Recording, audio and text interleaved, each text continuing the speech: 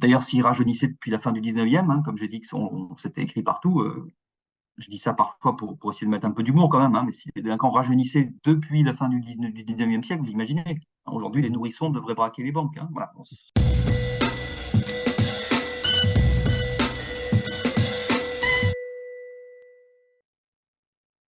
Les actes de violence marquent l'actualité.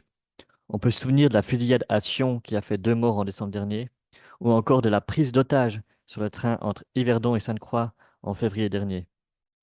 De plus, les médias relatent régulièrement des actes d'agression et de violence physique ou sexuelle. Nous vivons dans une atmosphère anxiogène avec un fort sentiment d'insécurité. Est-ce que la violence est ultra présente dans notre société et quelles réponses on peut y apporter?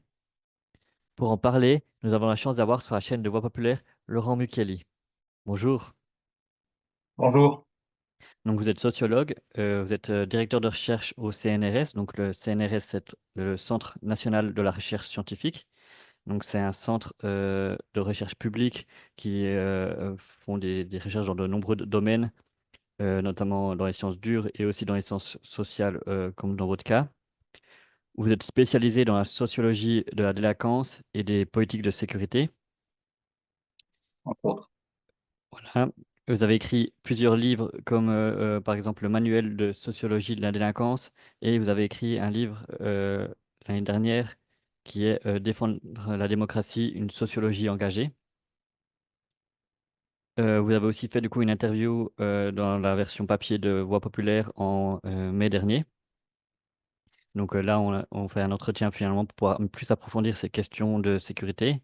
Donc finalement, ma première question, c'est quoi la situation de la violence actuellement en fait? C'est quoi la situation donc, en France, mais je pense qu'en Suisse, ce sera à peu près équivalent. Quels crimes et délits sont les plus commis, dans quel ordre de grandeur? Donc, un peu nous expliquer par rapport à ça. Oui, volontiers. Donc, bonjour tout le monde, en Suisse et ailleurs. Euh, alors, je vais devoir faire à plusieurs reprises des petits points méthodologiques et donner quelques sources, et également quelques petits points étymologiques. Parce que le premier problème qu'on a quand on veut discuter de quelque chose, c'est de s'entendre sur les mots, évidemment. Et donc, le premier problème, c'est le mot violence, qui est un espèce de fourre-tout, attrape-tout, dans lequel, en fait, on peut mettre un petit peu tout et n'importe quoi, depuis une insulte jusqu'à un meurtre. Or, ce sont des choses radicalement différentes. Donc, c'est le premier problème, hein, c'est le côté fourre-tout du mot, on met tout et n'importe quoi. Le deuxième problème du mot violence, c'est que c'est un mot qui est très connoté sur le. Il relève du normatif, pas du descriptif. C'est un mot qui porte des jugements moraux, pour le dire autrement. Hein. La violence, en gros, c'est ce que nous condamnons. Hein. C'est pas bien. Voilà. Donc ça aussi, c'est un deuxième problème. On ne peut pas avoir comme catégorie de pensée scientifique quelque chose qui est en fait une catégorie morale. Voilà. Et discuter de ce qui n'est pas bien, etc. Or, tout le débat public est enfermé là-dedans. Hein. Enfermé donc dans une catégorie morale et dans des postures de dénonciation de ce qui n'est pas bien. Alors, c'est tout à fait légitime par ailleurs, il n'y a pas de problème. Par contre, si on prétend analyser un phénomène, le comprendre, faire quelque chose, il faut sortir de cette posture qui n'a aucun intérêt. Si c'est juste pour s'indigner, ok, bah, une fois qu'on s'est soulagé de son émotion, voilà, et puis bah, ça ne fait pas avancer le schmilblick. Bon. Donc si on veut aller plus avant, il faut sortir de ces postures d'indignation, mettre la morale de côté, mettre ces choses-là pour essayer de regarder tranquillement les phénomènes auxquels nous sommes confrontés. Voilà. Et donc, la première chose pour les regarder tranquillement, c'est pour essayer de les décrire, il faut avoir les bons mots et après les bons outils. Voilà. Donc, violence, je suis obligé de dire tout de suite qu'on ne va pas parler d'un truc qui s'appellerait la violence, parce qu'on ne sait pas ce que c'est en réalité. Voilà, je répète, si c'est toutes les formes, tout ce qui vous plaît pas, tout ce qui vous heurte, tout ce qui vous choque, etc., c'est pas quelque chose d'objectif. Bon. Donc, on peut s'entendre, par exemple, si vous le souhaitez, pour parler de toutes les formes d'atteinte à l'intégrité corporelle. Ça, c'est quelque chose déjà de beaucoup plus précis. Ça ne nous dit rien des auteurs, du pourquoi, etc. Mais bon, au moins, ça nous donne un cadre. Voilà. Donc ça, c'est une première chose. On discutera tout à l'heure, si vous le voulez, on discutera des autres phénomènes de délinquance ou aussi ce qu'on appelle parfois d'incivilité, qui peuvent être également de la délinquance ou qui peuvent relever simplement de choses qui heurtent le civisme, les bonnes manières, les habitudes, la culture, etc. Ce qu'on veut, voilà. Mais qui n'est pas nécessairement pénalisable. La délinquance, deuxième précaution d'usage tout de suite, La délinquance, elle a une définition, pour le coup, claire. La délinquance, c'est pas une catégorie de personnes. C'est pas un groupe dans la société. C'est pas quelque chose qui se reconnaît à l'œil nu. C'est pas une tronche. C'est pas une couleur de peau. Certains croient ça, c'est une sottise. La délinquance, elle a une définition très précise qui est juridique. C'est le fait d'enfreindre la loi. Point. Et délinquant, tout acte qui enfreint la loi. Et ça se rencontre, le fait d'enfreindre la loi, ça se rencontre dans absolument tous les milieux sociaux, tous les groupes professionnels, mais quasiment à tous les âges, même si certains phénomènes sont évidemment davantage concentrés sur la jeunesse. Voilà. Alors, faut entendre, donc si on prend au plus large, si on prend vraiment au plus large l'ensemble des actes de délinquance et qu'on essaie de les mesurer, euh, troisième problème qui se pose, méthodologique ici, on ne peut pas les mesurer en ayant uniquement comme outil les statistiques des administrations, que ce soit la police ou la justice, qui par définition ne font des statistiques qu'avec ceux qu'elles ont pris en charge. La statistique de la police, ça n'est pas ça n'est pas un sondage sur l'état de la délinquance en Suisse ou en France. C'est le comptage des procès-verbaux qu'ont fait les policiers. Donc c'est le comptage de leur activité. Tout ce qui n'a pas fait l'objet d'un procès-verbal ne sera jamais compté nulle part. Et tout ce qui fait l'objet d'un procès-verbal n'est pas non plus nécessairement compté dans la statistique publique qui est rendue publique. Par exemple, la délinquance routière en France ne fait pas partie des statistiques de la délinquance. Alors qu'en fait, c'est énorme. Si vous allez au tribunal correctionnel, un tiers des affaires, un gros tiers même des affaires qui sont jugées, c'est la délinquance routière. Donc c'est la plus grosse, en fait, en quantité, forme de délinquance, et elle n'est pas comptée dans les statistiques officielles. Vous voyez, toutes ces choses-là, c'est pas pour le plaisir de ratiociner, c'est parce que c'est tout à fait fondamental pour savoir ce dont on parle, comment on le qualifie, comment on le mesure. Tant que ces choses-là sont pas claires, on ne dit rien de sérieux. On fait du blabla, ce que font 90% des skips. 95% des discours qu'on entend dans le débat public, c'est du blabla en réalité. C'est du blabla on ne sait pas précisément de quoi on parle, on n'a pas de définition, on ne sait pas quels sont les outils de mesure. Bon, voilà. Et c'est du blabla indigné, puisque comme je l'ai dit tout à l'heure, les gens se situent en général sur le registre de la morale, alors que ce qui nous intéresse ici, c'est de comprendre au sens intellectuel, intelligere.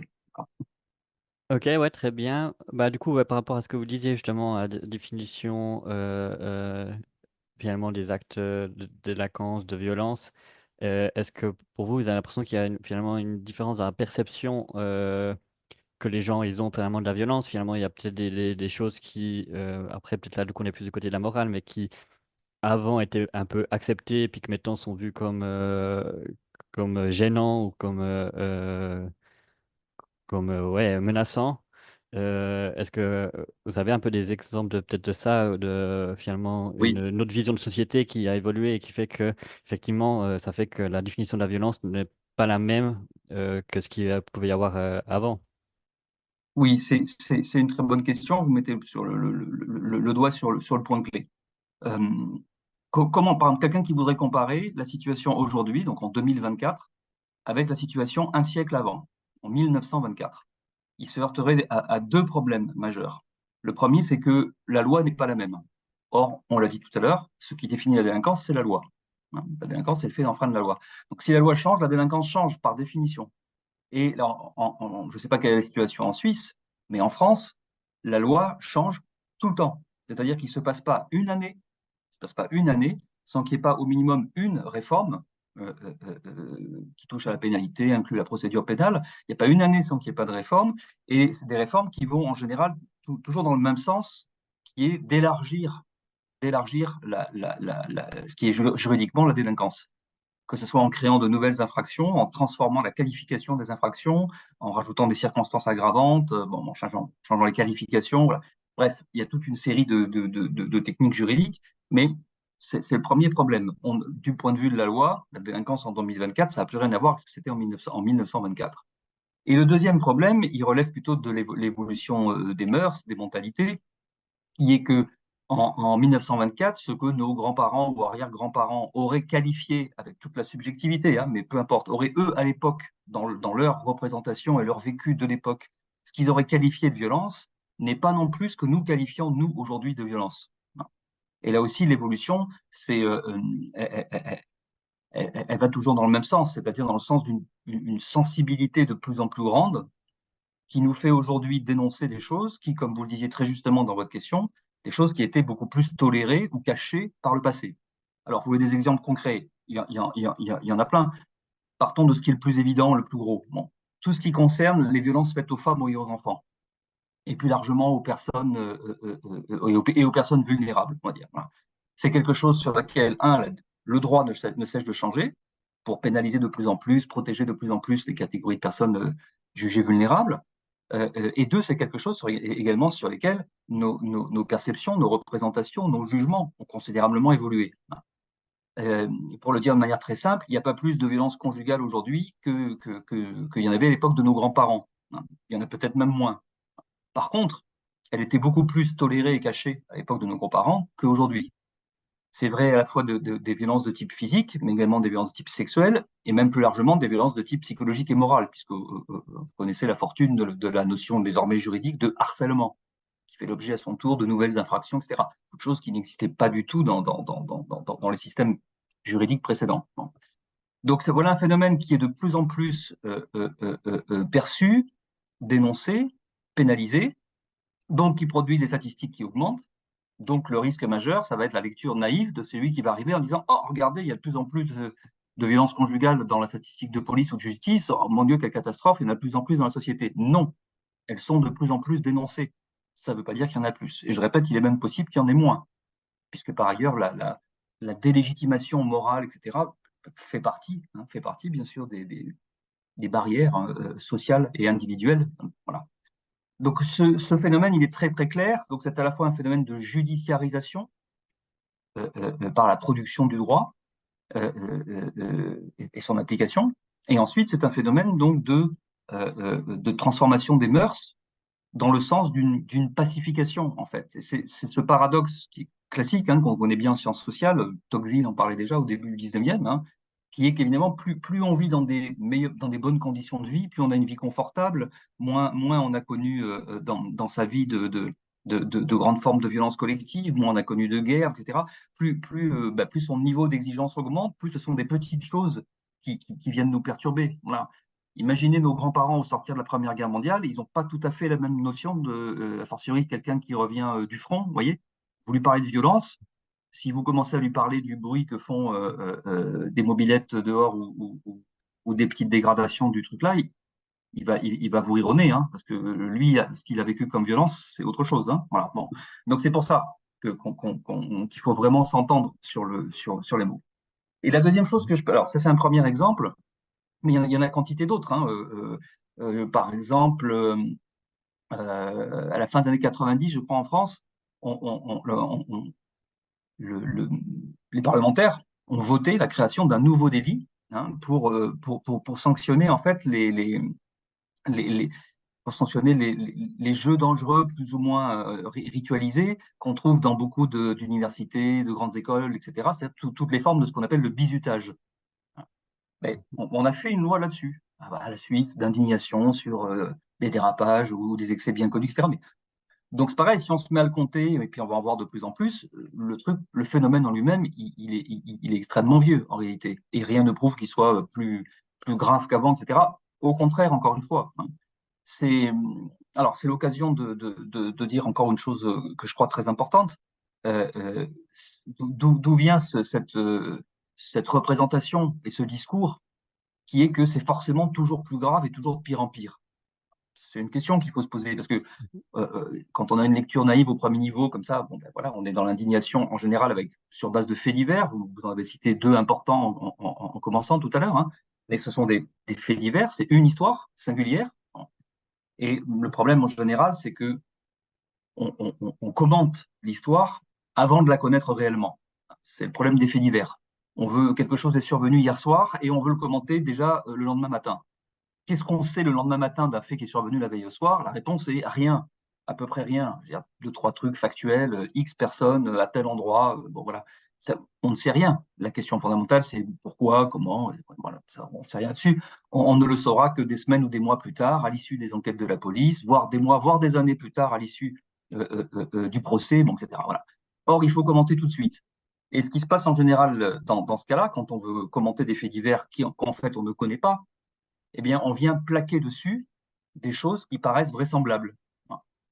ou pire, quand ce sont des commentaires politiques intéressés, on vient plaquer dessus quelque chose qu'on répète par ailleurs tout le temps, et c'est juste un prétexte pour pouvoir le redire ici en disant, bah, vous voyez combien j'avais bien raison, etc. Bon, voilà.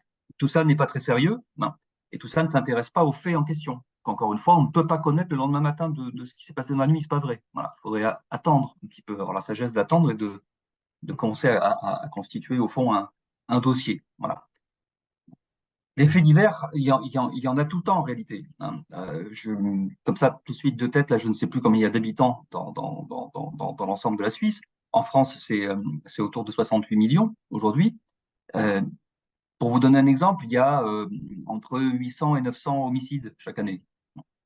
Donc, si on veut faire du fait divers, il y a 365 jours dans l'année. En gros, on peut en faire 2,5 en moyenne tous les jours, si on veut. Donc, tous les jours, en fait, au journal télévisé, à la radio, dans le journal, sur Internet, ce que vous voulez, on peut faire au minimum 2 faits divers sans problème. Et des faits divers graves, hein, on parle d'homicide là. Il y a des périodes où c'est ce qui se passe dans les médias. On va vous parler tous les jours des 2 qu'il y a eu. Puis il y a d'autres périodes où on n'en parle pas du tout. Mais c'est pas parce que les faits divers en question ont disparu. Ils sont toujours là. Et il y a eu toujours 2 homicides tous les jours. Simplement, on a décidé ce jour-là de ne pas vous en parler, ou cette période-là de ne pas vous en parler, parce qu'on parle d'autre chose, qu'on juge plus prioritaire, parce qu'il y a la guerre en Ukraine, le rapport machin sur le climat, le bidule, le truc, la réunion de l'ONU, que sais-je. Voilà. Mais pendant ce temps-là, vous avez toujours vos 2 homicides tous les jours, en fait. Voilà. Donc ça, c'est très important à comprendre aussi, hein, comment est-ce que le débat public se focalise par moment sur quelque chose. Et la règle qu'il faut en tirer, qu'il faut toujours avoir à l'esprit, est la suivante. Ce n'est pas parce que nous parlons davantage de quelque chose à un moment X que ce quelque chose est plus important, plus fréquent, plus grave qu'il ne l'était avant. Voilà. Si on en parle davantage à un moment donné, c'est parce qu'il y a d'autres raisons. Mhm. Ça peut être des raisons politiques, ça peut être purement médiatique, parce qu'on n'a pas autre chose de plus important, que sais-je. Voilà. Et ça, c'est très, très important à comprendre. Ensuite, la deuxième chose que je peux dire, c'est que si on prend l'ensemble des choses, euh, euh, euh, on, on- on va le dire de manière très simple pour que ça corresponde le plus possible à ce qu'est notre vécu de citoyen, hein. Et, moi, j'essaye toujours, évidemment, dans mon travail, de me situer à ce niveau-là, même si c'est un travail critique qui vient dire à la personne de quoi tu parles, c'est quoi tes mots, qu'est-ce que tu en sais, comment tu le calcules, voilà. Mais le but du jeu, c'est bien de saisir la vie quotidienne de chacun. C'est ça le principe. Et c'est pour ça que dans la recherche, nous avons inventé depuis longtemps, hein, c'est aux États-Unis depuis les années 1950, oui, ça fait très longtemps, ça fait longtemps qu'on s'est dit, on ne peut pas se contenter, pour essayer de mesurer les choses, on ne peut pas se contenter des statistiques de la police et de la justice, puisque donc c'est en fait une petite partie de la réalité, qui plus est une petite partie qui n'est pas nécessairement représentative de toute la réalité, pour plein de raisons. Par exemple, le fait que l'action policière, elle est orientée, bon, qu'il y a des cibles, hein. Le plus évident, c'est les contrôles sur la voie publique. Ils sont pas dirigés au hasard. Ils sont ciblés, hein, toujours sur la même personne. Bon. Donc, ça fait très longtemps qu'on s'est rendu compte de ça. On sait également qu'il y a des différences. Aux États-Unis, il y avait des différences importantes selon les États. Il n'y avait pas la même façon de catégoriser, de compter les choses selon qu'on était face à une police municipale ou face à la police fédérale. Bon, bref. Donc, dans un État fédéré comme la Suisse, ce sont des questions qui se posent peut-être aussi aujourd'hui, je ne sais pas. Mais c'est pour dire que ça fait très longtemps qu'on s'est dit, OK, on ne peut pas se contenter comme ça d'additionner, il faut faire le tour des États-Unis, puis compter ville après ville, la délinquance, puis on fait un total et on dit aux USA, c'est comme ça. Parce qu'on compte des choses qui, là aussi, ne sont pas homogènes. Ne sont pas forcément. Donc, il ne faut pas mélanger les serviettes et les torchons. Voilà.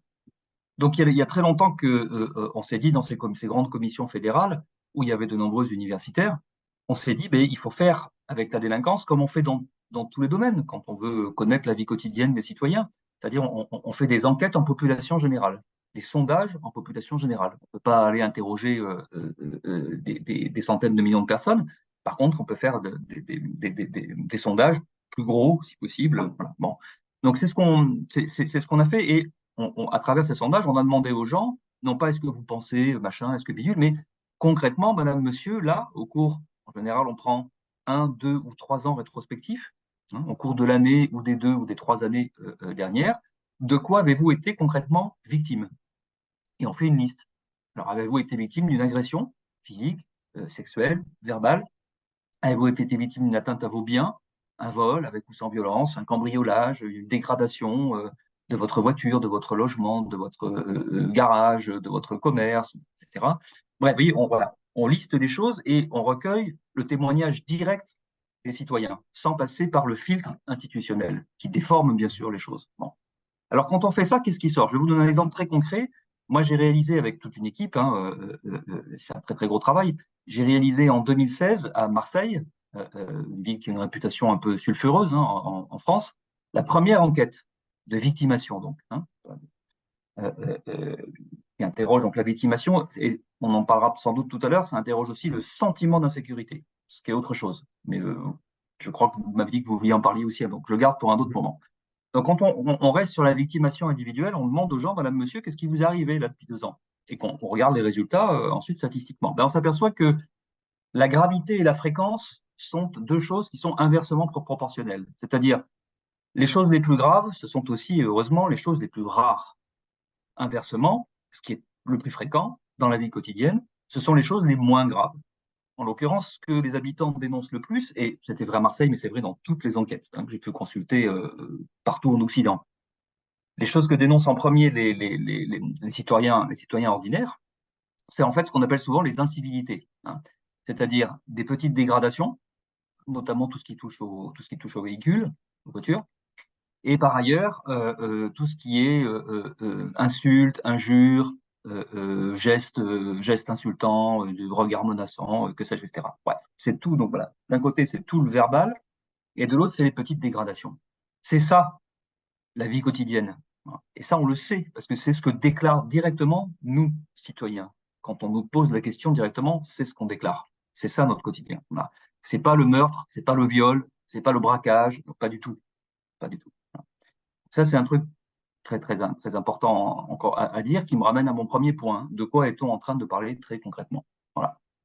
Alors ensuite, on peut, c'est à vous de me dire, on peut rentrer un peu plus dans le détail de telle ou telle chose. Par exemple, si vous voulez qu'on parle de la violence au sens où je l'ai défini, c'est-à-dire les atteintes à l'intégrité corporelle, hein, à ce moment-là, on va parler des homicides et des autres formes de coups et de blessures volontaires. On peut parler des agressions sexuelles. Euh, euh, euh, voilà. Alors, ben, pour vous donner un exemple, par exemple, si on parle des homicides, j'ai pas mal travaillé sur cette question-là. Première chose, attention à ce qu'on dit. Société de plus en plus violente, c'est de pire en pire. Aujourd'hui, on peut se faire tirer dessus pour un simple regard, blablabla. Bon, on entend ce genre de choses absolument tous les jours. Euh, Premier effet que je vous donne, il y a moins d'homicides aujourd'hui qu'il y a 30 ans. Okay, non seulement il n'y en a pas plus, mais il y en a moins. Je parle significativement moins, hein, c'est pas un petit peu. Là, il y en a même nettement moins. Hein. Donc la question que ça nous poserait inversement, c'est d'où vient ce discours, c'est toujours de pire en pire, de plus machin, puisque en réalité, c'est pas vrai. Ce qui ne veut pas dire qu'il n'y a pas d'autres raisons à ce discours. Il y en a forcément d'ailleurs. Hein, ça doit bien reposer sur quelque chose. Voilà. Mais pas forcément ce qui est dit en première justification. Voilà. Donc si on s'imagine qu'on vit dans une société où on risque de se faire attaquer physiquement, hein, blesser physiquement à tous les coins de rue, ce n'est pas vrai. Si on s'imagine qu'on vit dans une société où on risquerait davantage de se faire agresser physiquement au coin de la rue que nos parents ou nos grands-parents d'avant, ce n'est pas vrai non plus. À l'échelle, encore une fois, de tout un pays. Après, les choses sont évidemment pas, les choses sont concentrées davantage dans certains espaces urbains que dans d'autres, évidemment. Bon, faut tenir compte de toute cette évolution. Mais si on s'imagine encore une fois qu'on vit dans une société où il y a de plus en plus de gens qui s'agressent physiquement, qui se tuent, qui se violent, etc., ce n'est pas vrai. Voilà, c'est juste pas vrai. Je répète, il y a d'autres choses qui sont vraies, importantes et tout, mais voilà, tout mélanger pour dire, c'est juste pas vrai en réalité. Il y en a même moins en fait que par le passé, pour toute une série de raisons. Par contre, si on veut parler des atteintes, si on veut parler des vols, ben, il faut dire une chose qui est à la fois une banalité, mais une banalité très lourde de conséquences, qui est que l'ensemble des vols, sous toutes leurs formes, y compris aujourd'hui évidemment sous la forme électronique, hein, plus la société se numérise tout, plus évidemment les premiers types de vols, d'escroqueries, etc., sont sur Internet. Hein. Quand vous regardez d'ailleurs aujourd'hui toutes les données d'enquête, y compris les statistiques publiques, ce qui augmente le plus en réalité, c'est tout ce qui est l'escroquerie, l'arnaque, etc., autour de la question des moyens de paiement sur Internet, bien sûr. Voilà. Et chacun le sait bien, enfin, on passe son temps à recevoir en permanence des tentatives escroqueries sur ces boîtes mail, à domicile, au travail, etc. Sans parler des phénomènes de cybercriminalité beaucoup plus organisés, etc. Bon, voilà. Mais ce qui est fatal, c'est l'occasion de dire d'ailleurs au passage que la délinquance, c'est pas une espèce de monde à part. Enfin, bon, c'est une représentation que moi je rencontre souvent quand je lis. Il y a un certain nombre de personnes qui semblent s'imaginer que la délinquance, c'est un peu, je sais pas, comme dans un film de zombies, vous savez, il ne faudrait pas sortir après une certaine heure la nuit, parce que tout d'un coup, il y a des gens un peu. Bon, euh, non, c'est pas ça. La délinquance, ça fait partie de la société, complètement. Ça fait partie de son rythme, d'ailleurs. Ça fait partie de son rythme, hein. La plupart des cambriolages, ils ont lieu dans la journée quand les domiciles sont désertés, parce que vous êtes parti au boulot. Et ça se comprend parfaitement. Ça fait partie du Mhm. rythme de la vie, de la vie sociale. De la même manière qu'il est beaucoup plus logique que les personnes jeunes qui sortent faire la fête le soir, tard, boire de l'alcool, etc. Il leur arrive plus de problèmes que les personnes âgées qui sont enfermées chez elles dans leur canapé devant la télé. Bon. Or, pourtant, si on interroge le sentiment d'insécurité, ceux qui ont peur, ce sont les personnes âgées qui sont dans leur canapé devant la télé, alors qu'il leur arrivera rien, hein, devant leur télé. Et par contre, les jeunes qui sortent, qui font la fête, qui machin, ils sont un peu défoncés bidules, eux, ils n'ont pas peur. Donc la réalité et les représentations, les peurs et le risque, c'est pas la même chose. C'est deux choses différentes. Ok, ouais. Très bien. Bah, du coup, ouais, sur un peu ce sujet-là, si on garde du coup sur les actes de violence, enfin, le meurtre ou bien attaque physique, est-ce que finalement, vous avez déjà un peu répondu, mais est-ce que à quel point cette insécurité, elle est réelle ou c'est plutôt plutôt du ressenti, hein, enfin, plutôt une sensation qu'il peut nous arriver quelque chose? Et finalement, euh, vous avez dit que les délits qui avaient le plus, c'était insulter tout ça. Et ça, c'est vrai que ça peut facilement être des délits où on n'a pas été mis en danger en quelque sorte, mais on peut vraiment avoir peur d'être mis en danger. Et du coup, si ce genre de délit augmente, ça pourrait faire qu'on a plus la sensation qu'on est en danger à chaque moment, alors que très souvent, ça va s'arrêter au niveau de l'insulte. Donc, je sais pas si, Ouais. si vous avez fait des analyses par rapport à ça ou comme ça. Alors, il y a quelque chose il y a des limites à l'objectivation. Il y a des choses qu'on a du mal à objectiver. En l'occurrence, tout ce qui est de l'ordre du verbal, c'est très difficile de dire aujourd'hui par rapport à il y a 50 ans, puisque on l'a dit, le droit a changé, mais surtout nos représentations, nos seuils de tolérance ont également complètement changé. Donc on est sur quelque chose qui est par ailleurs très subjectif, hein. Je veux dire, le sentiment d'être menacé, l'inconfort d'une situation, le fait de se sentir peut-être, ouais, c'est des choses qui sont très subjectives. Donc c'est très compliqué de venir essayer de quantifier, mesurer tout ça. Bon, c'est beaucoup plus facile, n'est peut-être pas le bon mot, mais enfin bon, c'est beaucoup plus réaliste en tout cas d'essayer d'objectiver d'essayer d'objectiver des phénomènes qui laissent des traces objectivables. Voilà. Mhm. Par exemple, quand on compte la violence physique, on a parlé des homicides déjà. Si on parle maintenant de l'ensemble des blessures, des coups qui peuvent être échangés, c'est plus facile. C'est pas parfaitement, évidemment, loin de là, mais c'est déjà plus facilement objectif parce que, par exemple, on va donner un critère médical. Est-ce qu'il y a un certificat médical qui constate des hématomes, des blessures, etc., qui, du coup, derrière, attribue un certain nombre de jours d'interruption de capacité de travail. Bon, on se base en général, on essaye encore une fois d'objectiver les choses, et en général, la gravité est de type médical, indépendamment des critères purement juridiques. Voilà. Donc ça, on peut le savoir un petit peu mieux. Alors, si on regarde les statistiques de police et de justice, on a l'impression que des coups et des blessures, il y en a de plus en plus. Mais si on regarde les enquêtes de victimation, dont je vous parlais tout à l'heure, donc celles quand on demande directement leur témoignage à nous, population, on s'aperçoit que c'est quelque... Et on a en gros une courbe en France, euh, euh, on a presque 30 ans aujourd'hui, hein, voilà, on a presque 30 ans, quoi, en gros, depuis du milieu des années 90, 90, jusqu'au milieu des années 2020, on a presque 30 ans. On regarde les courbes des quelques indicateurs qu'on a. Hein, il y a plusieurs enquêtes en France qui ont été faites, je ne rentre pas dans le détail. C'est l'impression dominante, c'est celle d'une stabilité des phénomènes. OK.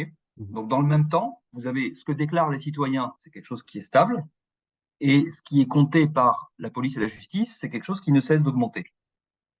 Ce qui montre bien le décalage qu'il y a, encore une fois, entre la judiciarisation de plus en plus importante de quelque chose et la réalité de sa fréquence dans la vie sociale de tous les jours. Donc, ceci permet de répondre à votre question. Il n'est pas vrai qu'il y a de plus en plus de violences physiques, c'est toujours pire, etc. Blablabla. Par contre, encore une fois, c'est de plus en plus dénoncé, c'est de plus en plus pris en charge, c'est de plus en plus compté, c'est de plus en plus connu, donc à beaucoup d'égards. Voilà. Ça, c'est pour rester sur des choses très générales. Mais déjà, c'est important à savoir, hein. Tout ce discours, encore une fois, ne correspond pas à la réalité. Bien. Ce discours, d'ailleurs, ça fait très longtemps qu'il se répète, en fait. Moi, j'en ai fait un objet d'étude, hein, dans un livre que j'avais publié en 2011, je crois, hein, chez Fayard, qui s'appelle L'invention de la violence. Le titre n'est pas de moi, hein, moi je l'avais appelé La fabrique de la violence. Donc l'invention de la violence, ça ne veut pas dire qu'il n'y en a pas, évidemment, hein, c'est l'invention de la violence comme phénomène majeur de société qui serait toujours de pire en pire. Voilà, mais ça fait un peu long si on dit tout ça pour le titre. Donc l'éditeur a choisi ça.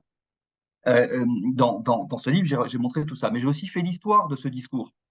Et quand vous trouvez à la fin du 19e siècle, hein, donc 1890 quelque chose, à la fin du 19e siècle, vous trouvez déjà les discours sur c'est de pire en pire, et les délinquants sont de plus en plus jeunes, de plus en plus violents, aujourd'hui ils font des bandes, etc. À la fin du 19e siècle déjà. Mhm. Donc c'est un très très vieux discours qu'on ne cesse de répéter, de répéter, de répéter, de répéter, en prétendant à chaque fois que c'est nouveau et de pire en pire. Mais c'est juste pas vrai, encore une fois. C'est juste pas vrai. Alors, je répète, c'est important, ça ne veut pas dire que les problèmes n'existent pas. Il faut bien distinguer ça, la réalité des problèmes et les discours qu'on tient dessus.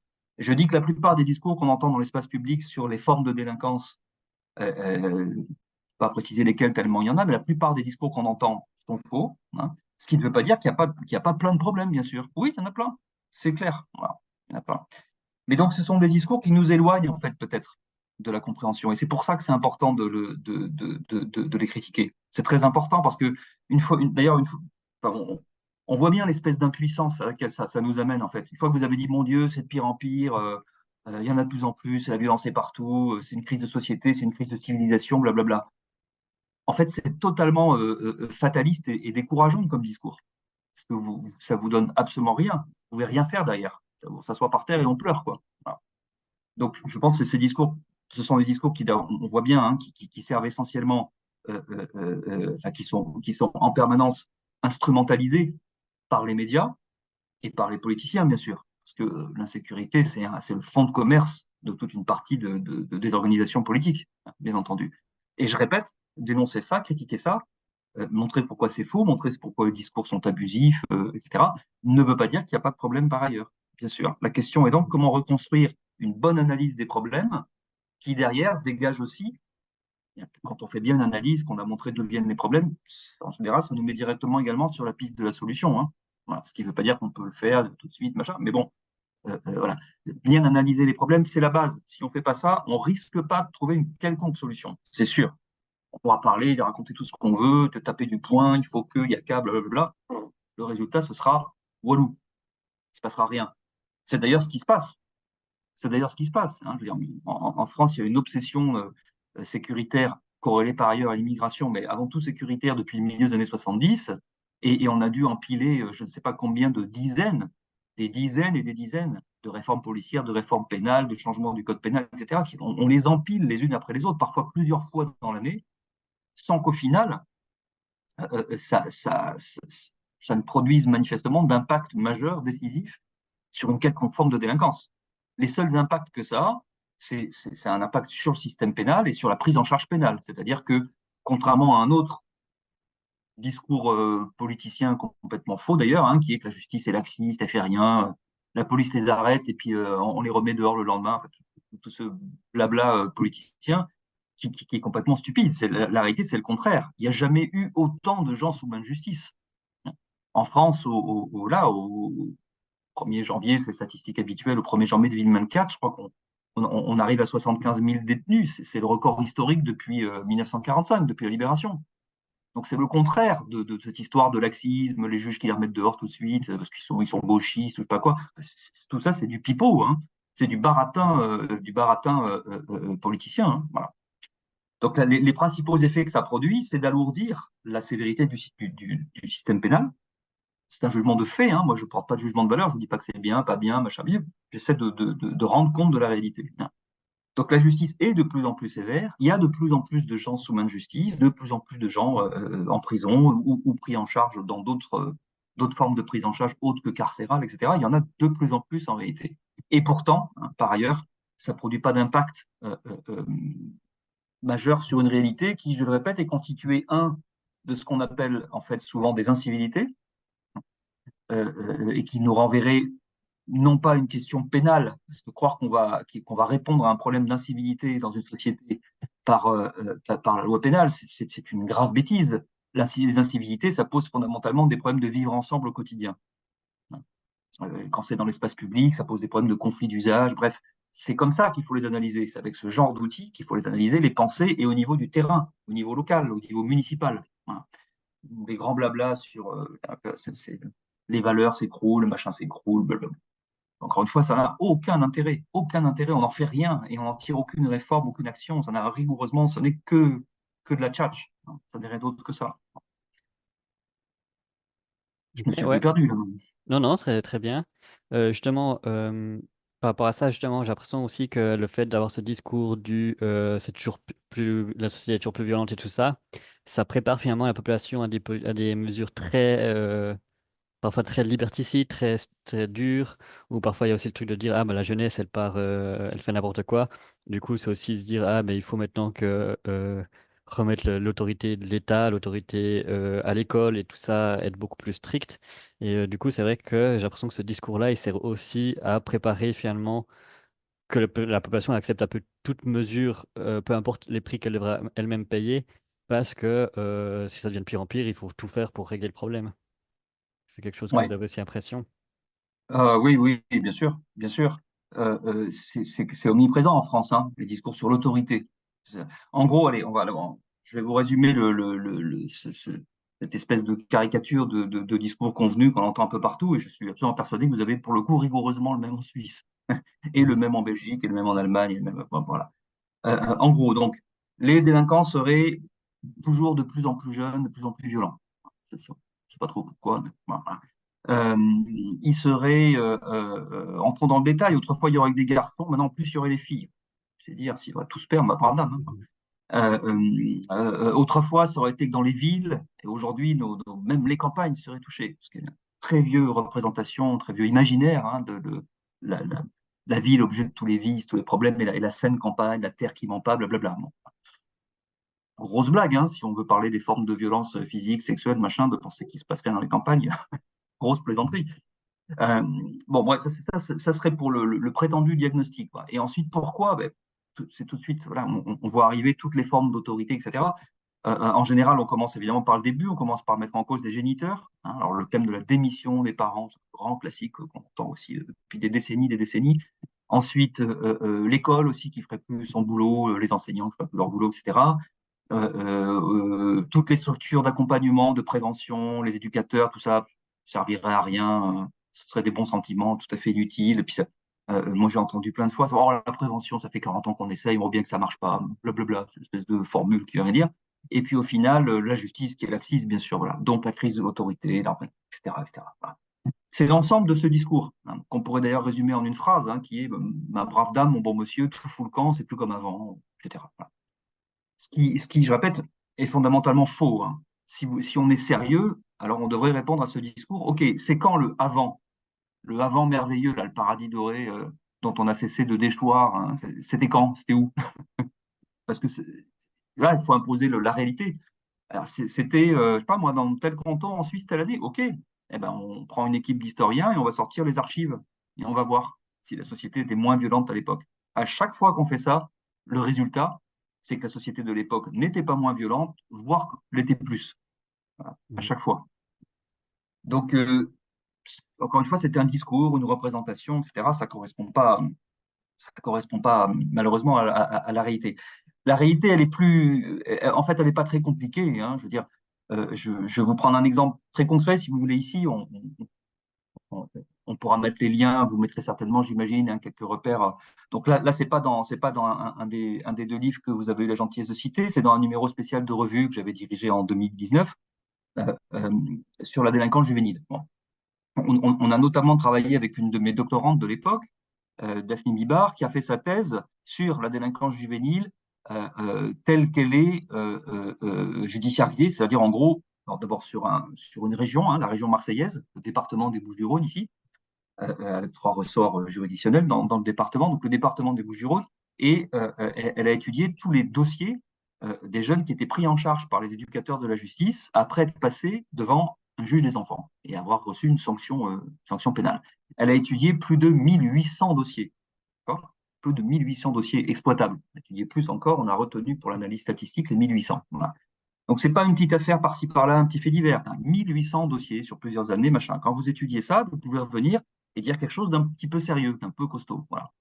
Et c'est quoi les grandes leçons de cette étude? On retrouve dans le numéro de revue hein, qu'on a dirigé en 2000, on retrouve un extrait de ça, hein, à partir des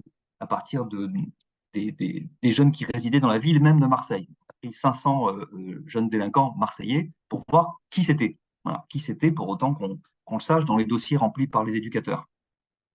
Et on n'a pas eu de surprise, je dois dire. Hein, voilà. Mais en avant, les résultats sont très intéressants. Je vous en donne une série de petites, hein, tous, et puis les gens iront le lire si ça les intéresse. Voilà. Première chose, quel est l'âge moyen au premier délit? Voilà. En gros, c'est autour de 15 ans. Et quand on lit les premières études qui étaient faites en France sur la délinquance juvénile, c'était fait à l'école de Vaucresson, c'est une petite ville de la région parisienne où il y avait un centre de recherche dans les années 60. Voilà. On lit les études de l'époque, l'âge moyen d'entrée dans la délinquance, 15 ans. Ok, c'est pareil. C'est pareil. On s'attendrait à ce qu'aujourd'hui, ils aient 8 ans, puisque c'est censé se rajeunir tout le temps, c'est horrible, le pire, machin. Non, bah non, non, non, d'ailleurs. D'ailleurs, s'ils rajeunissaient depuis la fin du 19e, hein, comme j'ai dit que c'était écrit partout, je dis ça parfois pour essayer de mettre un peu d'humour quand même, hein, mais si les délinquants rajeunissaient depuis la fin du 19e siècle, vous imaginez, aujourd'hui, les nourrissons devraient braquer les banques. Hein, voilà, bon, c'est pas du tout ce qui se passe. Donc l'âge moyen, c'est le même. Le partage garçon-fille, c'est exactement le même. 90% de garçons, 10% de filles. C'était même dans les années 60. Pourtant, les statuts de l'homme et de la femme ont beaucoup changé dans la société. Donc, ça veut dire qu'on touche là à des choses, à des structures anthropologiques plus profondes. Bon, je ne peux pas développer, on y amènera si vous le souhaitez. Hein. Qu'est-ce que le masculin, la violence, bon, voilà, on peut y revenir. D'autant qu'on raconte beaucoup de bêtises là-dessus aussi. Y compris, je dois le dire, je me fiche complètement d'être politiquement correct ou pas. Hein. J'ai l'habitude, ça m'est complètement égal. Je dis ce que je crois être la réalité. Y compris d'ailleurs certains discours de féministes qui disent aussi des grosses bêtises, voilà, comme si l'homme était par nature ceci, la femme par nature cela, blablabla. C'est bon, pas très intéressant tout ça en fait. Mais donc, on a dit, l'âge, ça n'a pas changé, le sexe, ça n'a pas changé. Les facteurs fondamentaux, c'est les mêmes. Et les parcours délinquants, de ces jeunes délinquants, de ces adolescents délinquants, ce qui marque leur parcours, c'est l'accumulation de plusieurs facteurs. Ce n'est pas une chose. Il n'y a jamais nulle part. Les êtres humains, c'est un petit peu compliqué. Hein. Déjà, les sociétés d'insectes, c'est déjà compliqué. Hein. Donc, les humains, ça l'est encore plus. Voilà. Donc, ce n'est pas un truc, il n'y a pas des causalités simples. Vous montez ça, ça fait baisser ça, ou je ne sais pas quoi. C'est pas comme ça que ça marche dans la vie. Hein. C'est une accumulation de choses. En termes sociologiques, théoriques, si on veut, on dirait une accumulation de ce qu'on appellerait des ruptures de liens sociaux. Pour parler avec le langage, par exemple, d'un de mes collègues, Serge Pogam, sociologue français. Les premiers types de ruptures qu'on va rencontrer dans les trajectoires de ces jeunes, c'est les ruptures familiales. C'est des jeunes qui ont grandi dans des familles très conflictuelles. Quand vous faites des enquêtes en population générale, en France, en Suisse, vous allez avoir 90-95% des adolescents, dans les lycées par exemple, qui vont vous dire qu'ils ont des bonnes relations avec leurs parents. Je ne sais pas qu'on s'engueule de temps en temps, qu'on se frique pour savoir à quelle heure on rentre le samedi soir, que c'est. Ça, c'est juste la vie normale. Grosso modo, vous avez 95% des gens qui vous disent oui, pas de souci, mes parents, ils m'aiment, etc. Voilà. Là, on est en train de parler, au contraire, de populations où on en a plus de la moitié qui sont en grave conflit au sein de leur famille, avec des conflits qui sont fréquemment assortis de violences de tout type, psychologiques, physiques, voire sexuelles. On a montré avec Daphne Dibar que, et c'était inédit, il n'y avait pas une mesure en population comme ça, les seuls qui en parlaient depuis longtemps, c'est les pédopsychiatres. Hein. On a montré sur notre étude sur les 500 jeunes Marseillais et à l'échelle des 1800 sur le département, c'est le même ordre de grandeur, on a au moins un jeune sur deux, un jeune adolescent délinquant sur deux, qui a été un enfant maltraité. C'est intéressant comme information, c'est très important comme information. Voilà. Ça veut dire que la question des conflits familiaux est fondamentale. Ça veut dire qu'il ne faut pas s'intéresser seulement aux violences conjugales entre papa et maman. Il faut regarder ce qui se passe aussi sur les enfants. Bon. Euh, Deuxième chose qui ressort, et statistiquement c'est le plus fort de tous les facteurs, hein, les adolescents délinquants sont des jeunes en situation d'échec scolaire. C'est même les plus lourds de tous les facteurs statistiques, et qui, je répète, se cumulent, en particulier dans les cas les plus difficiles, hein, se cumulent. Donc, famille extrêmement perturbée, conflictuelle, maltraitance, échec scolaire, en général un mauvais état de santé, aggravé en plus pour beaucoup de jeunes qu'on a étudié dans la région marseillaise, mais je pense que c'est vrai partout aussi, aggravé par la toxicomanie. On a de mémoire, il faudrait vérifier, mais de mémoire, on a en gros 60% des jeunes qui sont totalement addicts au cannabis, qui fument du matin au soir, ce qui finit par avoir des conséquences évidemment sur leur état de santé, bien sûr. Et puis on a en plus un troisième facteur, après la famille et l'école, on a un troisième facteur qui est, pour dire vite, on va dire le facteur misère ou grande précarité financière. Hein. C'est-à-dire qu'on a une concentration des jeunes quand on regarde où ils habitent, où est-ce que leurs parents habitent. Hein. Donc, une concentration dans les quartiers les plus pauvres. Et quand on regarde les revenus de la famille, le budget de la famille, hein, on est bien sur majoritairement sur les franges les plus précaires des milieux populaires. Voilà. Donc, troisième facteur, c'est la précarité des ressources, de tout type d'ailleurs, hein, inclut les ressources juridiques, les ressources relationnelles, etc. Ce n'est pas qu'une histoire de francs suisses hein, ou d'euros. Hein. C'est la misère à tout point de vue, pas que financière. Et enfin, il y a un quatrième facteur qui, lui, n'est pas dans nos études. Il faut toujours évidemment savoir ce sur quoi une source vous renseigne et ce sur quoi elle ne peut pas vous renseigner par définition. Bon. Donc, quand on prend un dossier judiciaire, les éducateurs, ils ont fait l'enquête sur la famille, ils sont allés chercher le dossier scolaire, ils ont regardé où les gens vivaient, mais ils ne connaissent pas nécessairement très bien le quartier et ils ne sont pas nécessairement capables de rendre compte de la dynamique de groupe. Voilà. Or, par ailleurs, dans notre étude, on a plus des 2 tiers des jeunes qui ont commis leur délit à plusieurs, en fait.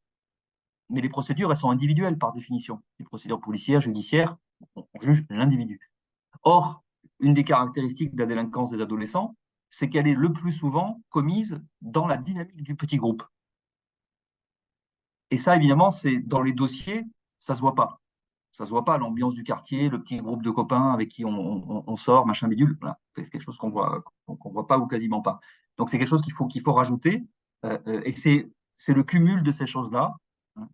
Donc s'il fallait le simplifier, mais je répète, c'est vraiment pour simplifier, on dirait que dans les cas les plus difficiles, d'adolescents multirécidivistes qui mettent en échec un peu toutes les mesures du système, qu'on ne sait plus où les mettre, qui finissent en prison, machin, ce qui est une figure assez typique, hein, il y en a plusieurs, mais c'en est une.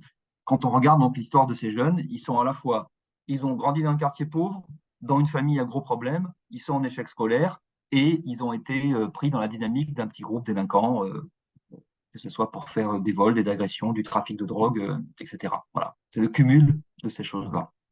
Ce qui ne veut pas dire non plus qu'ils feront ça toute leur vie, je le dis au passage, hein, mais en gros, qu'est-ce qui se passe après? Vous avez des gens qui vont sortir de la société parce qu'ils sont morts, mais ça, statistiquement, c'est pas très lourd, parce qu'ils ont pris des longues peines de prison, ça peut arriver aussi, hein, mais qui tôt ou tard, pour les autres, tôt ou tard, vont se ranger, comme on disait, hein, et pour donner un point de repère statistique, hein, mais les moyennes ont des écarts à la moyenne aussi. Hein. Donc pour donner un point de repère, disons autour de l'âge de 30 ans, la plupart des jeunes qui ont cumulé les bêtises depuis l'âge de 15 ans, en gros, néanmoins, vont arrêter progressivement d'en faire. Et ça coïncide, ça ne veut pas dire qu'il y a une causalité simple et directe nulle part, mais ça coïncide au fait que par ailleurs, ils vont, se mettre en couple durable et deux, prendre un travail dans la sphère légale. Voilà. Donc, ce n'est pas non plus pour la vie, ce n'est pas une fatalité. Voilà. Et on voit bien comment ce sont deux liens, d'ailleurs. le couple et le fait de se mettre en condition éventuellement de faire à son tour famille, hein, et par ailleurs le travail, ben précisément c'est le raccrocher deux liens fondamentaux qui avaient été brisés au départ de la trajectoire. Ok, très bien. Et du coup, ouais, c'est par rapport où tu disais que le milieu familial pouvait beaucoup influencer. C'est vrai que quand il y a de la violence en France, des idées qui viennent aussi plutôt de la droite, il y a souvent dire, ah, il faut plus de répression, en gros, envers les parents d'enfants délinquants. Par exemple, il y a des gens qui proposent de couper l'allocation familiale, de faire des sanctions sur les parents, sur les actes des enfants. Donc finalement, bah, un peu comme vous venez de dire, ça n'a pas l'air d'être une solution qui peut fonctionner, parce que finalement, il y a des problèmes intrafamiliales et du coup, mettre des sanctions sur les parents, ça va pas régler ces problèmes intrafamiliales. Est-ce que vous aurez quelque chose Alors, à dire là-dessus? c'est tout le problème qu'on évoquait au tout début de notre entretien, hein, c'est-à-dire sur quel registre de discours on se situe. Mhm. Tous les discours sur l'autorité, il faut ceci, il faut être dur là-dessus, il faut machin là, sont tous des registres qui se situent, des discours pardon, qui se situent sur le registre moral. On est dans l'indignation, on est dans je tape du poing sur on est dans une posture morale. Euh, je répète, moi ça m'intéresse pas. Heureusement d'ailleurs, hein, c'est pas mon métier.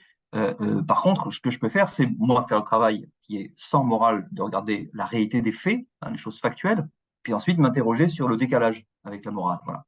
Alors, ce qui est certain, c'est que, comme par ailleurs, ça fait 150 ans qu'on nous fait le coup, hein, de mon Dieu, c'est insupportable, mais vous allez voir, voter pour moi, et on va enfin en finir avec ce truc-là. Bon, voilà. Et qu'on accumule donc des centaines de lois, de règlements, de machins en tous sens. Bon, l'expérience prouve que c'est des discours qui flottent dans l'air la plupart du temps, hein, ou qui ont pour seul effet bah, juste de durcir le système pénal et d'avoir plus de gens en prison plus longtemps. Mais c'est pas ça du tout qui fait baisser la délinquance. Voilà. Donc c'est pour ça que je vous disais au début, et on en a là la confirmation directe, hein, euh, euh, faire une leçon de morale aux gens, ça n'a rigoureusement aucun intérêt. Voilà. Vous ne convaincrez jamais personne d'arrêter de faire de la délinquance par une leçon de morale. Deuxième élément, vous n'arrêterez jamais une personne qui fait de la délinquance en croyant que vous allez lui faire peur, en lui montrant une matraque policière ou je ne sais quoi. Bah, c'est pareil. Donc, bah, non, ça fonctionne pas, ça. Hein. On a affaire à des gens qui sont habitués au système pénal, au contrôle de police, y compris aux violences policières, qui peuvent d'ailleurs être à leur tour une source d'action délinquant, une source de vengeance, etc. Bon, on ne va pas rentrer là-dedans, mais les relations jeunes-police, en France, c'est un gros problème. Gros problème dans et autour les quartiers populaires. C'est une source permanente. Hein, c'est une espèce de feu sur lequel on balance des braises tout le temps, tout le temps, tout le temps, puis qui pète régulièrement sous forme d'émeutes. Hein, vous en entendez parler régulièrement des émeutes en France. Mhm. Les dernières grosses émeutes chez nous, c'était en juillet 2023, il y a un an, exactement un an. Hein, voilà. Mais bon, voilà, c'est une espèce de brasier, hein, qu'en fait on entretient tous les jours, à coup de petites violences, etc., puis qui de temps en temps explose lorsqu'il y a des choses qui sortent un peu de l'ordinaire.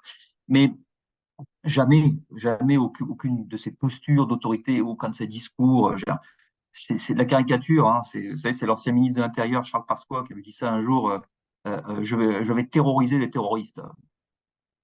C'est vraiment du blabla, hein. C'est du blabla politicien répressif pour se donner un air. Il n'a jamais terrorisé qui que ce soit. Hein. Il n'a jamais terrorisé qui que ce soit. Voilà. C'est vraiment une grosse blague. Donc, c'est pas comme ça que ça marche. Voilà. C'est pas comme ça que ça marche. Si on voulait vraiment faire quelque chose pour le bien-être collectif, hein, pour améliorer la vie des citoyens, il faut se débarrasser de ces jugements moraux, de ces postures d'indignation pour analyser les choses avec son cerveau, voilà, et pas en sortant le code pénal, la Bible, ou Dieu, je sais pas quoi, voilà. Non, désolé, mais c'est total respect par ailleurs, hein, mais c'est pas ça qui va nous aider. C'est ça qui va nous aider. Voilà. Il faut comprendre ce qui se passe, il faut comprendre où est-ce que sont les fractures, les accidents de parcours, les carences, les besoins, etc. Et travailler là-dessus.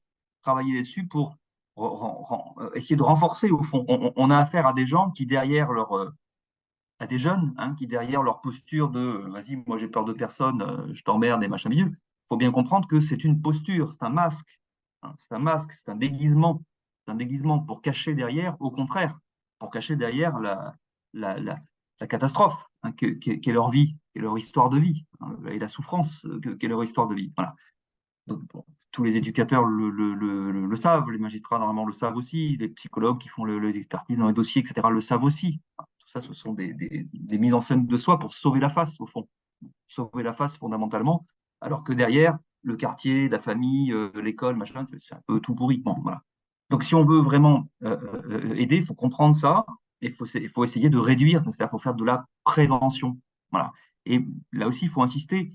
Un certain nombre de gens, les mêmes que ceux qui tiennent ces grands discours moraux et d'autorité, blablabla, passent leur temps à dégrader, voire à se moquer de l'idée de prévention, comme si la prévention, c'était des espèces de bons sentiments. Vous savez, bon. Moi, j'entends ça bon, dans le débat politique qu'on a avec les élections en France en ce moment, c'est la caricature. Hein. Donc, vous avez, en plus, c'est typiquement enfin, c'est très marqué politiquement, même si le spectre du discours autoritaire, c'est pas du tout réservé à l'extrême droite. Hein. Toute la droite fait pareil, et une partie du centre-gauche fait pareil aussi, hein, le Parti socialiste, etc. Fait ça aussi. Hein, bon, voilà. Donc c'est malheureusement un grand classique. Mais donc non, la prévention, c'est pas des bons sentiments. Hein, c'est pas une espèce de gentillesse ou je sais pas quoi. Enfin, c'est des stupidités, ça. Hein. La question n'est pas de savoir si on est gentil ou méchant. Hein. C'est les petits enfants qui raisonnent comme ça. Voilà. La prévention, c'est pas ça. La prévention, c'est l'anticipation. Ça s'oppose pas à la dureté, à la sévérité, à l'autorité ou je ne sais quoi. La prévention, ça s'oppose à la répression en termes de temporalité. La répression, c'est le traitement de l'urgence. Un crime et délit s'est commis, on ne va pas rester les bras ballants ou regarder en attendant que le prochain arrive. Bon, donc il y a un temps de l'urgence. C'est le travail des pompiers, si vous voulez, au sens large. Les pompiers du pénal. Les policiers, c'est des pompiers aussi. Hein, genre. Il y a un feu qui se déclare quelque chose, on fonce dessus, on essaie de l'éteindre tout de suite. La prévention, c'est une deuxième personne qui arrive après le traitement de l'urgence et qui dit, bon, alors, qu'est-ce qui s'est passé ici? Parce qu'il s'est passé un truc qui ressemble à un autre endroit, machin, puis là, bidule, machin, et on aimerait comprendre pour essayer d'arrêter de faire que les pompiers. C'est-à-dire de passer son temps à aller éteindre les incendies les uns après les autres en s'épuisant, en faisant ça tous les jours. Parce que par ailleurs, vous interviewez tous ces professionnels, ils sont dans un sentiment d'épuisement professionnel parce qu'ils voient bien que les mêmes problèmes reviennent inlassablement. Ils en ont ranglé un la nuit, puis il y en a un autre qui arrive le matin, etc. Donc, ça produit beaucoup de découragement, y compris des discours fatalistes, y compris des genres de discours comme ça, autorité, blablabla, en fait, qui traduit un sentiment d'impuissance plus qu'autre chose. Voilà. Mais c'est normal, quand on est dans le travail de pompier, encore une fois au sens large, hein, les pompiers, les policiers, les urgentistes, les soignants, urgentistes, tous ces gens-là sont dans le travail d'urgence, enfermés, le nez dans le guidon, dans l'urgence. Et ils enchaînent les actes urgents les uns après les autres. Donc, c'est pas à eux qu'on va demander de nous trouver des politiques d'avenir. C'est pas le même métier. C'est pas le même métier. Par contre, la prévention, c'est pas d'arriver sur une scène d'urgence en disant non, non, le pauvre gentil, laissez-le. Enfin, c'est des stupidités de raconter ça. C'est pas ça du tout. La prévention, non, c'est de se dire, OK, on a beaucoup d'incendies en ce moment. Hein. Alors, essayons de les analyser tous, de comprendre les points communs, machin, pour comprendre qu'est-ce qui fabrique ça. Et pour essayer d'agir sur les causes de ces séries d'incendies, en espérant que du coup, en faisant ça, dans 1 an, dans 2 ans, dans 5 ans, il y aura moins de départs d'incendies. Voilà. C'est ça l'idée fondamentale. Donc, on n'est pas sur la même temporalité. Hein. On se projette, on cherche les causes, on va repartir dans le passé pour trouver les causes et du coup développer des actions dont on espère qu'elles auront un bénéfice dans le futur. Voilà. La différence, c'est ça. Si déjà on comprenait ça partout, ce serait un très grand progrès. Le temps de l'urgence, c'est une chose. Le temps des politiques publiques, ça devrait être une autre chose et une autre temporalité. Voilà. Et un des drames que nous avons dans tous les pays, donc je suis persuadé que c'est pareil en Suisse, un des drames que nous avons, c'est que les politiciens ne se situent globalement que sur un seul registre et ne s'intéressent qu'à une chose, le travail des pompiers, s'indigner de l'accumulation des incendies qui démarrent partout, machin, bidule. Et il y a plus grand monde qui fait derrière le travail de fond, le travail de prévention, la recherche des causes et l'anticipation du coup de ce qui pourrait être fait pour améliorer la situation. Du coup, ouais, si on va un peu plus du côté des solutions, donc si je rappelle les facteurs qui influencent finalement la criminalité que vous avez dit avant, donc les problèmes au sein de la famille, l'échec scolaire, la précarité et les dynamiques de groupe, quelles solutions finalement on peut du coup amener pour agir sur ces critères-là finalement qui sont les critères qui vont pousser à la criminalité? Ouais. Alors, ben, il y a des solutions, il y a des travaux, il y a des méthodes, mais sur absolument tous ces problèmes, hein, en fait, hein, et qui s'accumulent depuis des décennies et des décennies en réalité. Hein. Bon. Encore faut-il bien vouloir les connaître, les lire, les mobiliser, etc. Voilà. Mais on ne manque pas d'outils intellectuels, c'est ça que je veux dire. On ne manque pas de ressources, je veux dire, des rapports qui nous expliquent. Il y en a, mais à plus savoir où les mettre dans les bibliothèques en réalité, hein. Le problème, c'est est-ce que les gens qui gouvernent ont accès à cette connaissance? Est-ce qu'ils s'y intéressent d'ailleurs? Voilà. Ou est-ce qu'ils veulent juste faire un communiqué de presse? Mais ben, pour donner une image de. Voilà. Ça, c'est ça la question. Parce que sinon, bien sûr, sur chacun des problèmes, bon, on a parlé avant de rentrer dans la famille, un petit mot quand même sur l'ampleur des inégalités sociales, hein. À partir du moment où sur un même territoire, a fortiori dans des espaces très proches, vous avez le luxe qui côtoie la misère, en soi, ça crée déjà des grosses tensions sociales.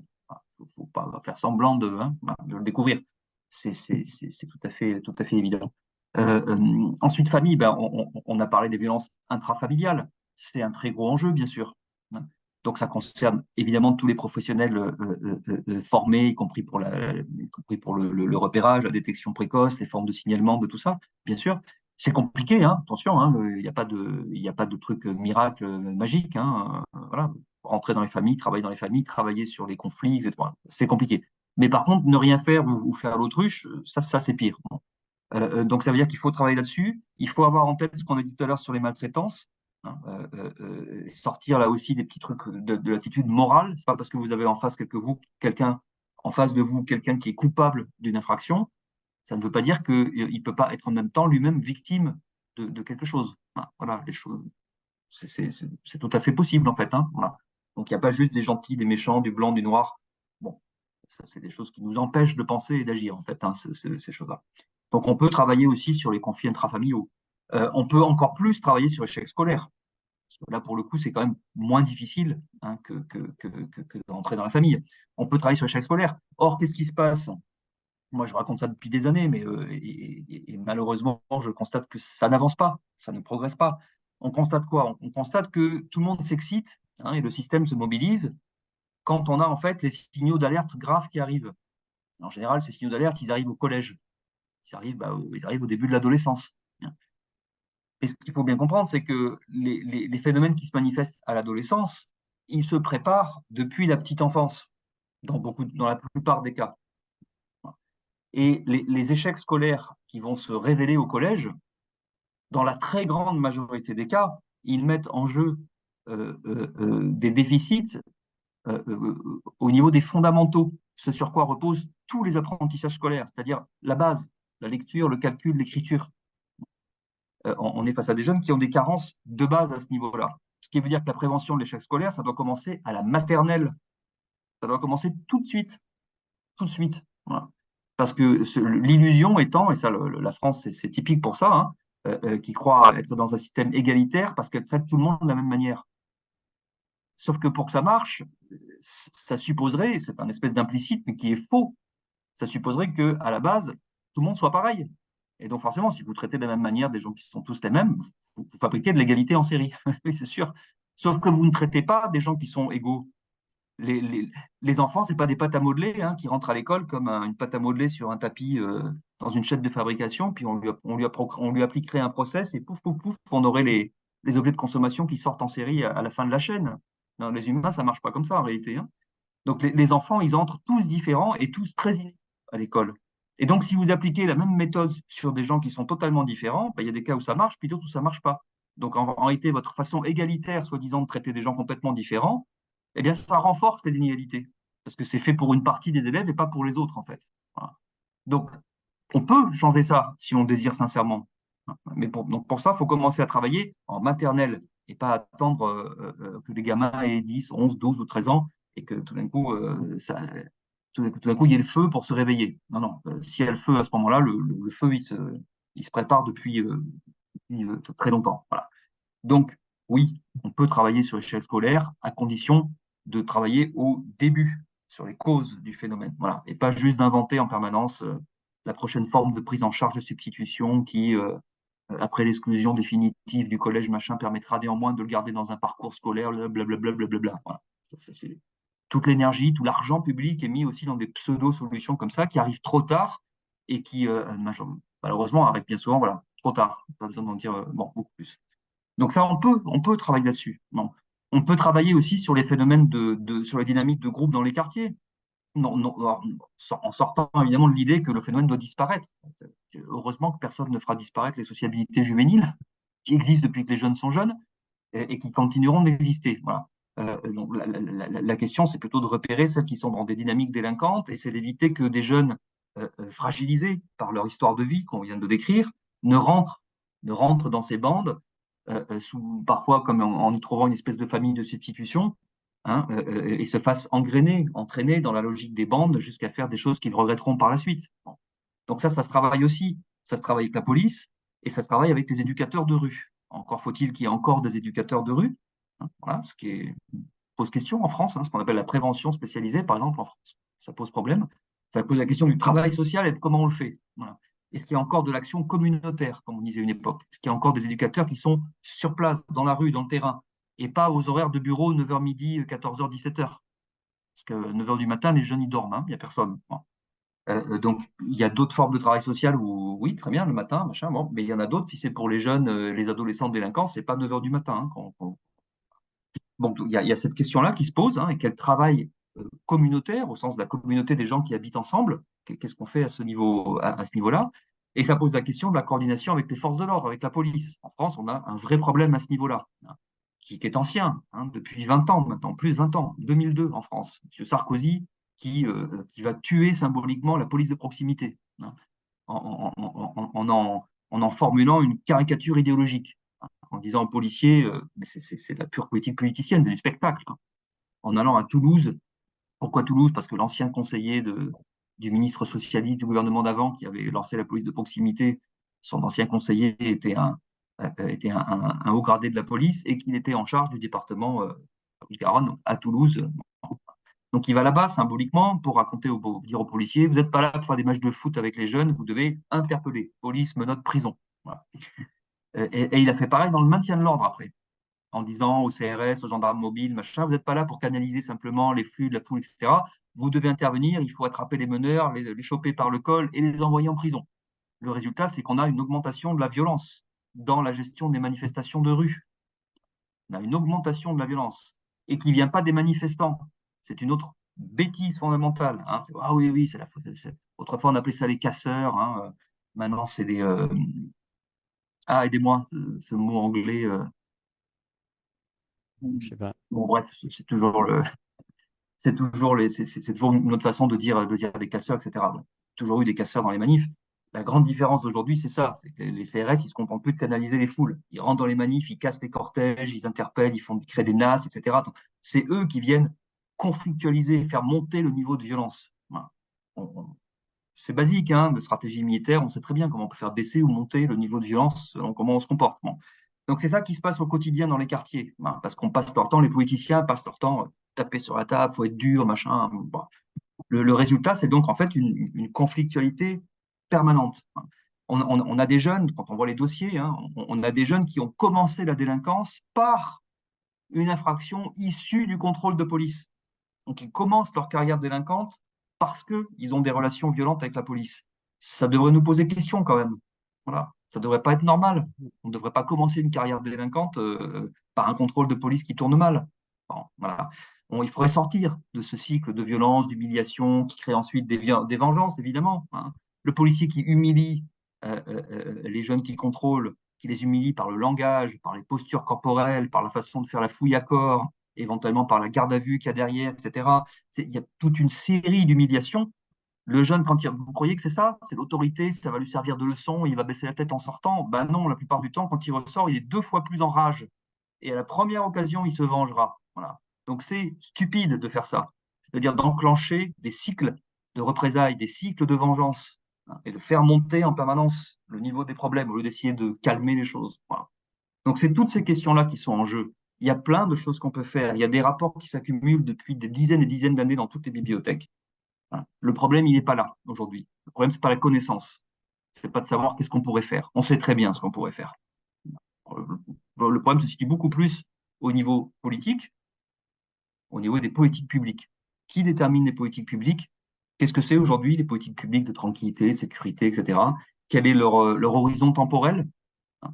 Quelle est la pensée qui a derrière? Comment on les évalue? Enfin voilà, c'est plutôt ça aujourd'hui, à mon sens, le souci.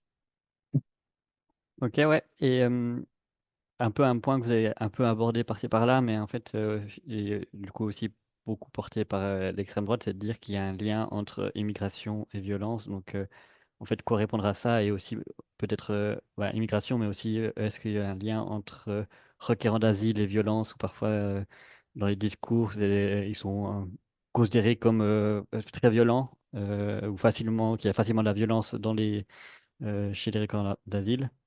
Donc, ouais, quoi répondre à ça? Alors, je réfléchis pour essayer de faire court là aussi, parce que j'ai écrit un autre livre entier là-dessus, hein, qui Ok, ouais, s'appelle ouais. en 2020, une semaine après le premier confinement français. Un livre qui est mort-né, malheureusement, mais c'est un livre qui s'appelle La France telle qu'elle est, pour en finir avec la complainte nationaliste, ça s'appelle.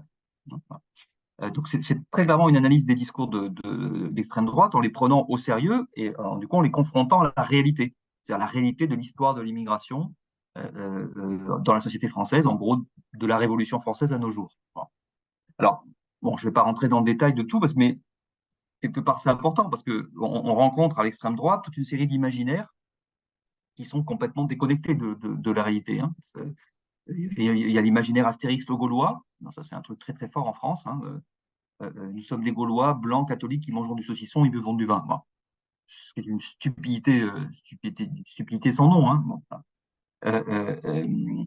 et puis alors, bon, je n'ai pas le temps de rentrer là-dedans, mais je vais aller plus directement sur votre question.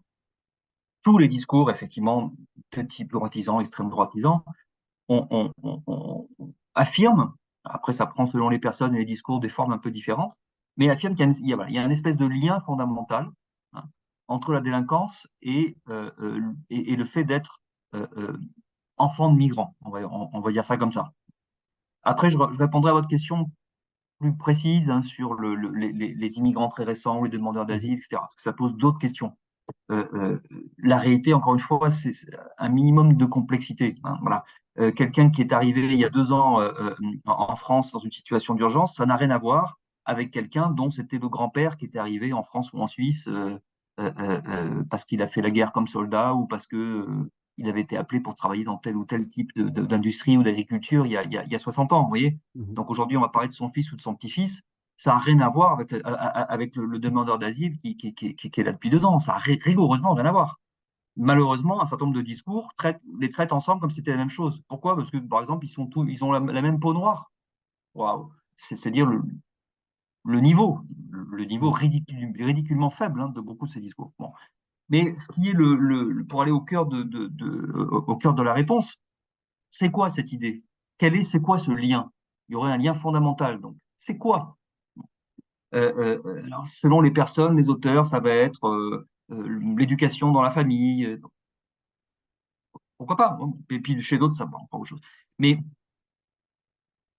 alors, je vais vous prendre un exemple très concret pour que les gens comprennent bien. Avec mon équipe, on a travaillé à Marseille, d'accord, qui est censée être la ville la pire de France. Enfin, c'est le Chicago français, c'est Marseille sur le Bronx, blablabla. Cumule tous les imaginaires. Donc, c'est censé être le pire. Et on a travaillé dans les pires quartiers de Marseille. Et il y a des quartiers qui sont extrêmement dégradés, hein, extrêmement dégradés. Dans le logement social, dans la propriété, encore plus dans la copropriété dégradée, etc.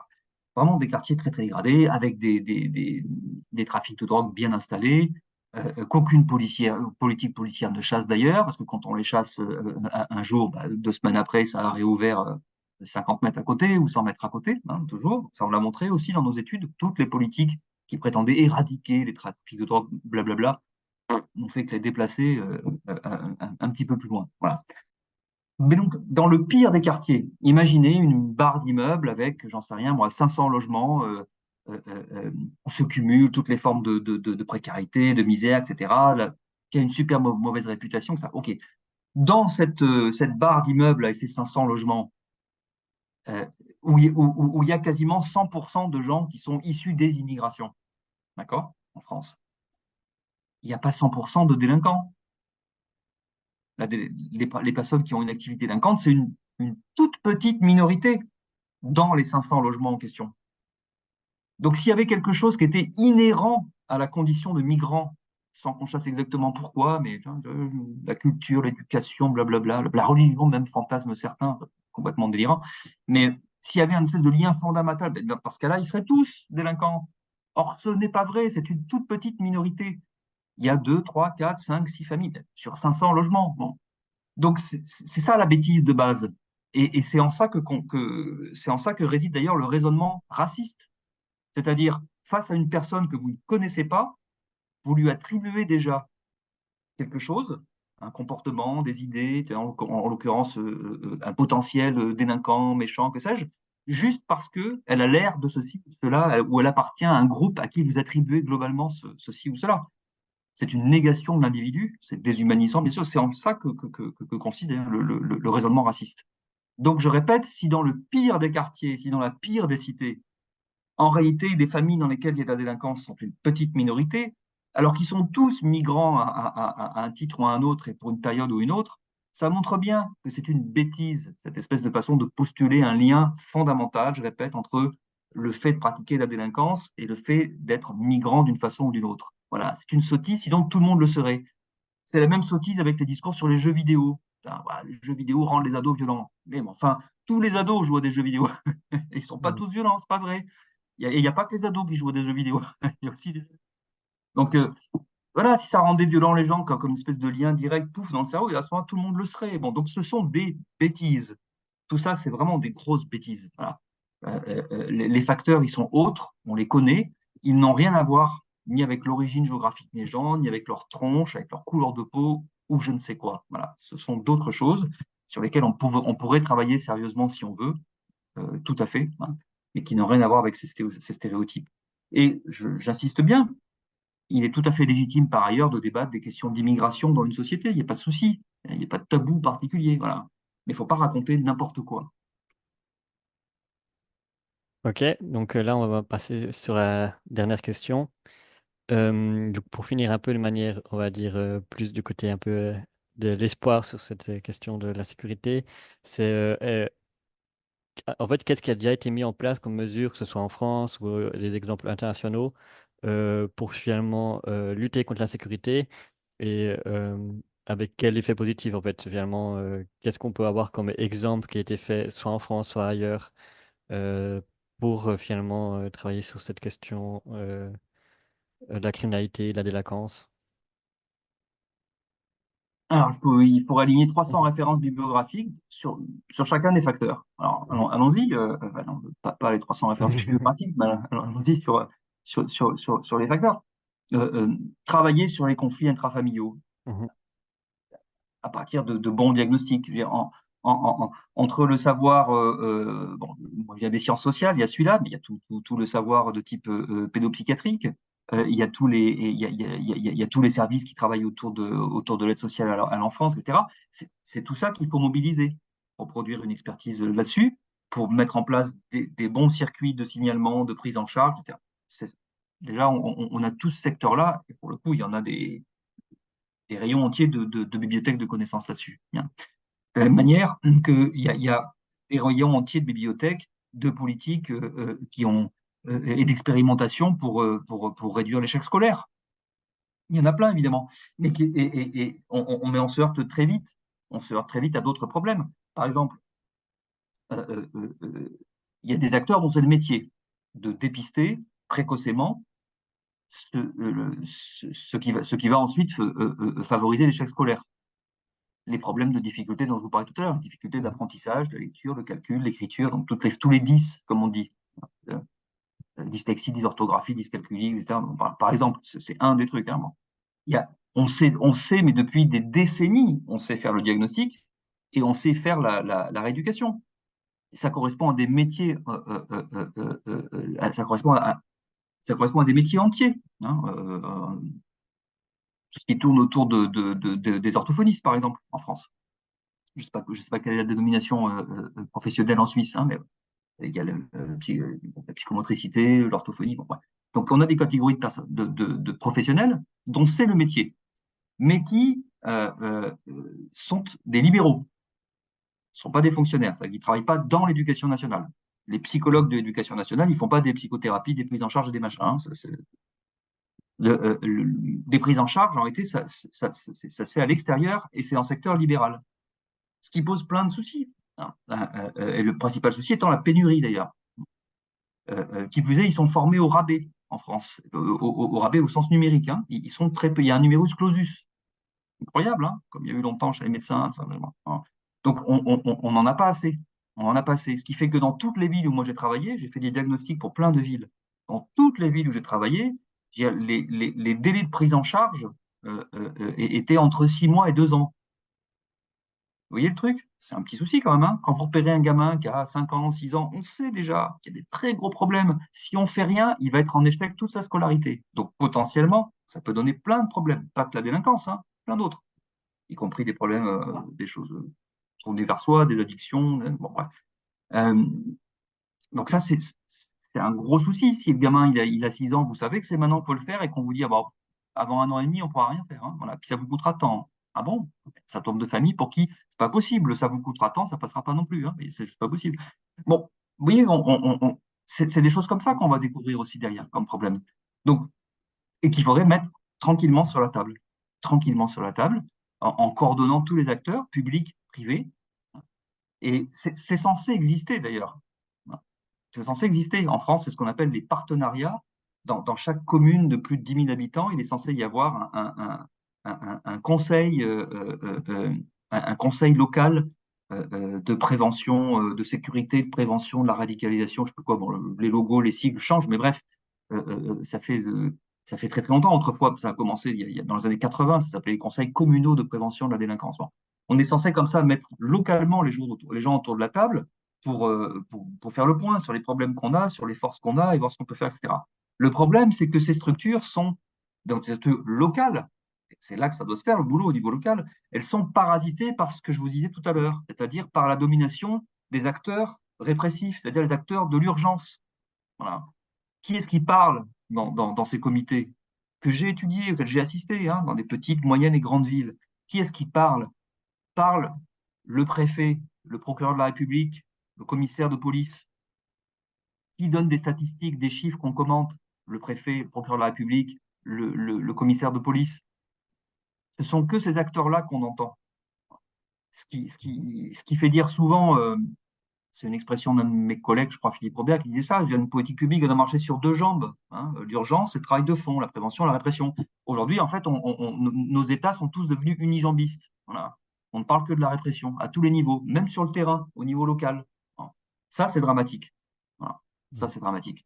Et donc, je répète, on ne manque pas de connaissances, on ne manque pas d'outils, on manque essentiellement de dirigeants qui fassent autre chose que gérer les urgences, qui est un petit peu de vision à long terme, et qui fassent autre chose que des discours moralisateurs, les postures, voilà. Les postures d'autorité, par exemple, dont on parlait tout à l'heure, etc. Voilà. C'est pour moi le principal problème aujourd'hui, il est là. Il est dans le personnel dirigeant. Il est dans le personnel dirigeant. Il est des gens qui, malheureusement, je vous dis les choses encore une fois comme je les pense, hein, et je m'en fiche. Voilà, j'estime que je suis payé pour dire le réel. Donc, je parle de gens que j'ai rencontrés, d'une expérience que j'ai eue. Voilà. Et je rencontre beaucoup de gens qui ne sont pas au niveau, en particulier dans le personnel politique. Voilà, qui ne sont pas au niveau. Ils n'ont aucune connaissance de fond sur ces questions-là. Ils connaissent, alors je ne parle même pas des études et de la recherche scientifique, ils connaissent également très très peu le métier des professionnels derrière qui sont concernés par les décisions qu'ils vont prendre, ils connaissent ça très très mal. Ils n'ont que des visions à très court terme et ils sont enfermés dans des postures politiciennes et moralisatrices. Eh bien, on n'avance pas avec ce genre de personnel politique, quelles que soient par ailleurs les idéologies dont ils se réclament. Ok, ben merci beaucoup pour cet entretien. Ça a été très intéressant. On a pu aborder beaucoup de sujets, même s'il reste encore beaucoup de sujets à aborder autour de la sécurité. Donc, pour les gens qui ont regardé la vidéo, n'hésitez pas à mettre en commentaire s'il y a d'autres sujets que vous voudrez aborder, peut-être qu'on pourra faire dans un autre entretien dans un de second temps.